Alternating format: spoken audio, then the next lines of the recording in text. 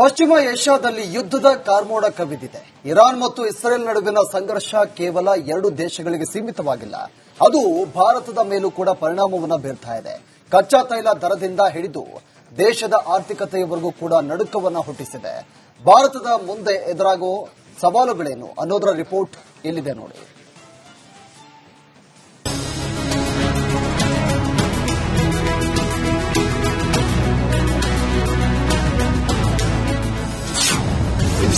ಮಧ್ಯಪ್ರಾಚ್ಯ ದಗದಗ, ಭಾರತದ ಮೇಲೆ ಏನೆಲ್ಲ ಪರಿಣಾಮ? ಕಚ್ಚಾ ತೈಲ ಆಮದಿನ ಮೇಲೆ ಬಿತ್ತು ಸಂಘರ್ಷದ ಕರಿನೆರಳು. ಭಾರತದ ಪಾಲಿಗೆ ಇರಾನ್ ಕೇವಲ ತೈಲ ನೀಡುವಂತಹ ರಾಷ್ಟ್ರವಲ್ಲ, ಅದು ಮಧ್ಯ ಏಷ್ಯಾದ ಹೆಬ್ಬಾಗಿಲು. ಭಾರತವು ತನ್ನ ಕಚ್ಚಾ ತೈಲದ ಅಗತ್ಯತೆಯ 80% ಹೆಚ್ಚಿನ ಪಾಲನ್ನ ಪಶ್ಚಿಮ ಏಷ್ಯಾದಿಂದಲೇ ಆಮದು ಮಾಡಿಕೊಳ್ಳುತ್ತದೆ. ಇದೀಗ ಉಂಟಾಗಿರುವಂತಹ ಸಂಘರ್ಷದಿಂದ ಜಾಗತಿಕ ಮಾರುಕಟ್ಟೆಯಲ್ಲಿ ತೈಲ ಬೆಲೆ ಗಗನಕ್ಕೆ ಏರ್ತಾ ಇದೆ. ಪೆಟ್ರೋಲ್ ಮತ್ತು ಡೀಸೆಲ್ ದರ ಸಾರ್ವಕಾಲಿಕ ಏರಿಕೆ ಕಾಣುವುದರಲ್ಲಿ ಯಾವುದೇ ಸಂಶಯವಿಲ್ಲ.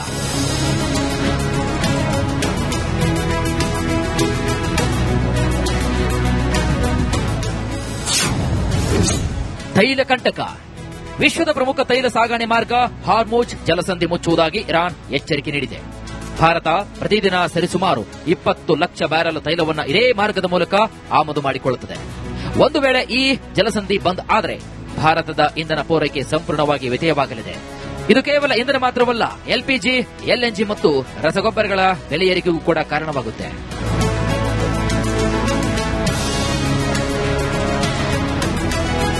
ಚಾಬಹಾರ್ ಬಂದರು ಯೋಜನೆ ಈಗ ಅತಂತ್ರ ಸ್ಥಿತಿಯಲ್ಲಿದೆ. ಯಾಕಂದ್ರೆ ಪಾಕಿಸ್ತಾನವನ್ನು ಹೊರಗಿಟ್ಟು ಅಫ್ಘಾನಿಸ್ತಾನ ಮತ್ತು ರಷ್ಯಾ ತಲುಪಲು ಭಾರತ ಹೂಡಿಕೆ ಮಾಡಿತ್ತು. ಈ ಸಂಘರ್ಷದಿಂದಾಗಿ ಅಂತಾರಾಷ್ಟ್ರೀಯ ಉತ್ತರ ದಕ್ಷಿಣ ಸಾರಿಗೆ ಕಾರಿಡಾರ್ ಪ್ರಗತಿಗೆ ಇದೀಗ ಬ್ರೇಕ್ ಬೀಳುವ ಆತಂಕ ಕೂಡ ಎದುರಾಗಿದೆ.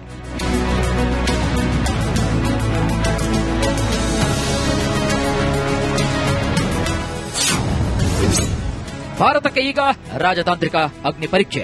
ಸದ್ಯ ಇಸ್ರೇಲ್ ಜೊತೆಗಿನ ರಕ್ಷಣಾ ಸಂಬಂಧ ಮತ್ತು ಇರಾನ್ ಜೊತೆಗಿನ ಆರ್ಥಿಕ ಹಿತಾಸಕ್ತಿ ಎರಡನ್ನೂ ಕೂಡ ಕಾಪಾಡಿಕೊಳ್ಳಬೇಕಾಗಿದೆ. ಅತ್ತ ಪಾಕಿಸ್ತಾನ ಅಮೆರಿಕಾಗೆ ಭೌಗೋಳಿಕ ಮಿತ್ರನಾಗಿ ಪುನಃ ಮಿಲಿಟರಿ ನೆರವು ಕೂಡ ಪಡೆದರೆ ಅದು ಭಾರತದ ಭದ್ರತೆಗೆ ದೊಡ್ಡ ಕಂಟಕವಾಗಲಿದೆ. ಹೀಗಾಗಿ ಭಾರತಕ್ಕೆ ಇದು ರಾಜತಾಂತ್ರಿಕ ಅಗ್ನಿ ಪರೀಕ್ಷೆಯೇ ಸರಿ. ಇನ್ನು ಭಾರತದಲ್ಲಿ ಚಿನ್ನ ಬೆಳ್ಳಿ ಬೆಲೆ ಮತ್ತಷ್ಟು ಏರಿಕೆಯಾಗುವ ಸಾಧ್ಯತೆ ಕೂಡ ಇದೆ.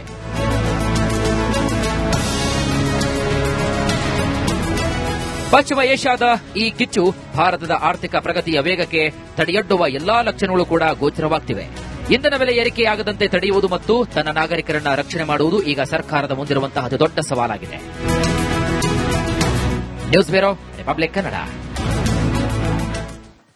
ಪಶ್ಚಿಮ ಏಷ್ಯಾದಲ್ಲಿ ಯುದ್ಧದ ಕಾರ್ಮೋಡ ಕವಿದಿದೆ. ಇರಾನ್ ಮತ್ತು ಇಸ್ರೇಲ್ ನಡುವಿನ ಸಂಘರ್ಷ ಕೇವಲ ಎರಡು ದೇಶಗಳಿಗೆ ಸೀಮಿತವಾಗಿಲ್ಲ, ಅದು ಭಾರತದ ಮೇಲೂ ಕೂಡ ಪರಿಣಾಮವನ್ನು ಬೀರ್ತಾ ಇದೆ.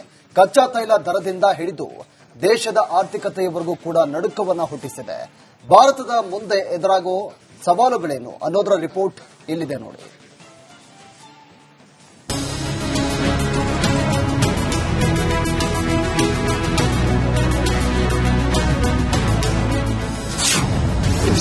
ಮಧ್ಯಪ್ರಾಚ್ಯ ದಗದಗ, ಭಾರತದ ಮೇಲೆ ಏನೆಲ್ಲ ಪರಿಣಾಮ?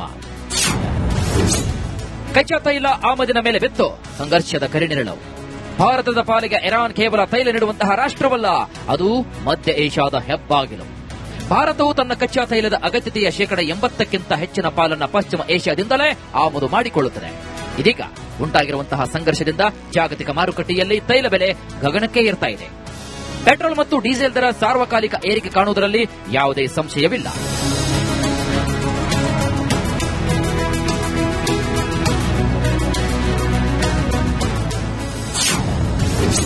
ತೈಲ ಕಂಟಕ.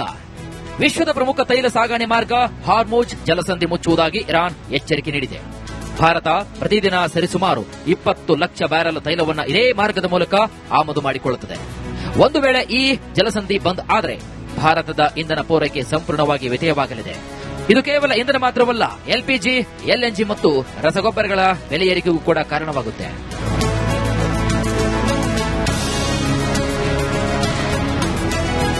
ಚಾಬಹಾರ್ ಬಂದರು ಯೋಜನೆ ಈಗ ಅತಂತ್ರ ಸ್ಥಿತಿಯಲ್ಲಿದೆ. ಯಾಕಂದ್ರೆ ಪಾಕಿಸ್ತಾನವನ್ನು ಹೊರಗಿಟ್ಟು ಅಫ್ಘಾನಿಸ್ತಾನ ಮತ್ತು ರಷ್ಯಾ ತಲುಪಲು ಭಾರತ ಹೂಡಿಕೆ ಮಾಡಿತ್ತು.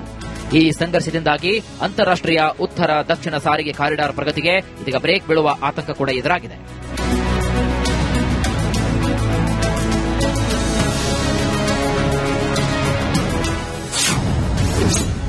ಭಾರತಕ್ಕೆ ಈಗ ರಾಜತಾಂತ್ರಿಕ ಅಗ್ನಿ ಪರೀಕ್ಷೆ. ಸದ್ಯ ಇಸ್ರೇಲ್ ಜೊತೆಗಿನ ರಕ್ಷಣಾ ಸಂಬಂಧ ಮತ್ತು ಇರಾನ್ ಜೊತೆಗಿನ ಆರ್ಥಿಕ ಹಿತಾಸಕ್ತಿ ಎರಡನ್ನೂ ಕೂಡ ಕಾಪಾಡಿಕೊಳ್ಳಬೇಕಾಗಿದೆ.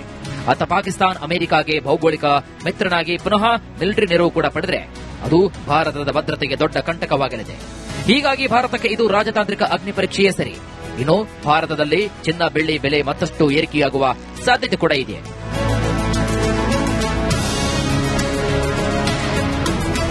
ಪಶ್ಚಿಮ ಏಷ್ಯಾದ ಈ ಕಿಚ್ಚು ಭಾರತದ ಆರ್ಥಿಕ ಪ್ರಗತಿಯ ವೇಗಕ್ಕೆ ತಡೆಯೊಡ್ಡುವ ಎಲ್ಲಾ ಲಕ್ಷಣಗಳು ಕೂಡ ಗೋಚರವಾಗ್ತಿವೆ. ಇಂಧನ ಬೆಲೆ ಏರಿಕೆಯಾಗದಂತೆ ತಡೆಯುವುದು ಮತ್ತು ತನ್ನ ನಾಗರಿಕರನ್ನ ರಕ್ಷಣೆ ಮಾಡುವುದು ಈಗ ಸರ್ಕಾರದ ಮುಂದಿರುವಂತಹ ದೊಡ್ಡ ಸವಾಲಾಗಿದೆ. News bureau, republic Kannada. ಪಶ್ಚಿಮ ಏಷ್ಯಾದಲ್ಲಿ ಯುದ್ಧದ ಕಾರ್ಮೋಡ ಕವಿದಿದೆ. ಇರಾನ್ ಮತ್ತು ಇಸ್ರೇಲ್ ನಡುವಿನ ಸಂಘರ್ಷ ಕೇವಲ ಎರಡು ದೇಶಗಳಿಗೆ ಸೀಮಿತವಾಗಿಲ್ಲ, ಅದು ಭಾರತದ ಮೇಲೂ ಕೂಡ ಪರಿಣಾಮವನ್ನು ಬೀರ್ತಾ ಇದೆ. ಕಚ್ಚಾ ತೈಲ ದರದಿಂದ ಹಿಡಿದು ದೇಶದ ಆರ್ಥಿಕತೆಯವರೆಗೂ ಕೂಡ ನಡುಕವನ್ನ ಹುಟ್ಟಿಸಿದೆ.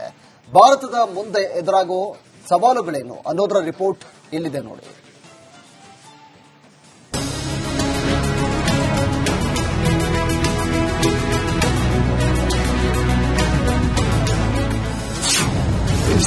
ಮಧ್ಯಪ್ರಾಚ್ಯ ದಗದಗ, ಭಾರತದ ಮೇಲೆ ಏನೆಲ್ಲ ಪರಿಣಾಮ?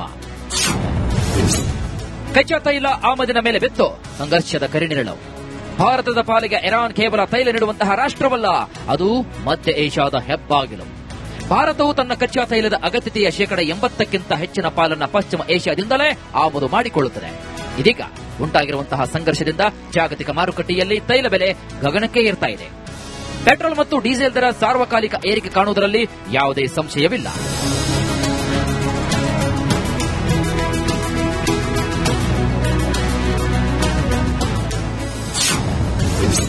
ತೈಲ ಕಂಟಕ.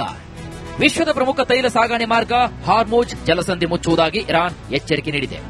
ಭಾರತ ಪ್ರತಿದಿನ ಸರಿಸುಮಾರು 20 ಲಕ್ಷ ಬ್ಯಾರೆಲ್ ತೈಲವನ್ನು ಇದೇ ಮಾರ್ಗದ ಮೂಲಕ ಆಮದು ಮಾಡಿಕೊಳ್ಳುತ್ತದೆ.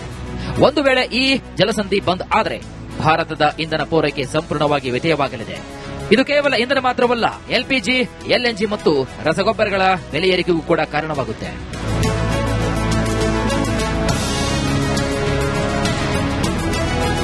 ಚಾಬಹಾರ್ ಬಂದರು ಯೋಜನೆ ಈಗ ಅತಂತ್ರ ಸ್ಥಿತಿಯಲ್ಲಿದೆ. ಯಾಕಂದ್ರೆ ಪಾಕಿಸ್ತಾನವನ್ನು ಹೊರಗಿಟ್ಟು ಅಫ್ಘಾನಿಸ್ತಾನ ಮತ್ತು ರಷ್ಯಾ ತಲುಪಲು ಭಾರತ ಹೂಡಿಕೆ ಮಾಡಿತ್ತು. ಈ ಸಂಘರ್ಷದಿಂದಾಗಿ ಅಂತಾರಾಷ್ಟ್ರೀಯ ಉತ್ತರ ದಕ್ಷಿಣ ಸಾರಿಗೆ ಕಾರಿಡಾರ್ ಪ್ರಗತಿಗೆ ಇದೀಗ ಬ್ರೇಕ್ ಬೀಳುವ ಆತಂಕ ಕೂಡ ಎದುರಾಗಿದೆ.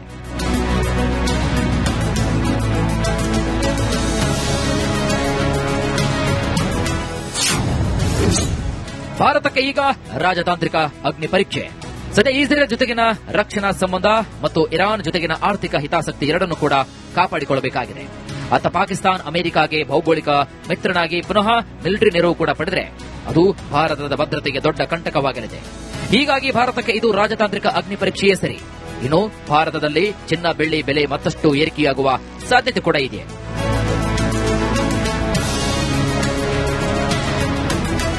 ಪಶ್ಚಿಮ ಏಷ್ಯಾದ ಈ ಕಿಚ್ಚು ಭಾರತದ ಆರ್ಥಿಕ ಪ್ರಗತಿಯ ವೇಗಕ್ಕೆ ತಡೆಯೊಡ್ಡುವ ಎಲ್ಲಾ ಲಕ್ಷಣಗಳು ಕೂಡ ಗೋಚರವಾಗ್ತಿವೆ. ಇಂಧನ ಬೆಲೆ ಏರಿಕೆಯಾಗದಂತೆ ತಡೆಯುವುದು ಮತ್ತು ತನ್ನ ನಾಗರಿಕರನ್ನ ರಕ್ಷಣೆ ಮಾಡುವುದು ಈಗ ಸರ್ಕಾರದ ಮುಂದಿರುವಂತಹ ದೊಡ್ಡ ಸವಾಲಾಗಿದೆ. News bureau, republic Kannada.